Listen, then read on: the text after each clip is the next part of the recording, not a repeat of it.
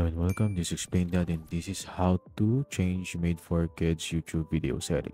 So first open up your browser, then go to studio.youtube.com. So after going that, it will redirect you to this as long as you're logged into your main YouTube channel. So just go into the content section and then pick or choose any of your posted videos.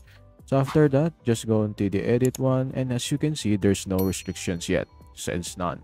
So you have two options, either for the audience, in which we're going to change for the made for kids, or the age restrictions. So for this type of video, we're going to the changing of made for kids. It's very easy to do it. Just tap on the option itself, then tap on save. It will instantly save the option that you've made. And now you can just go to your channel again and recheck it.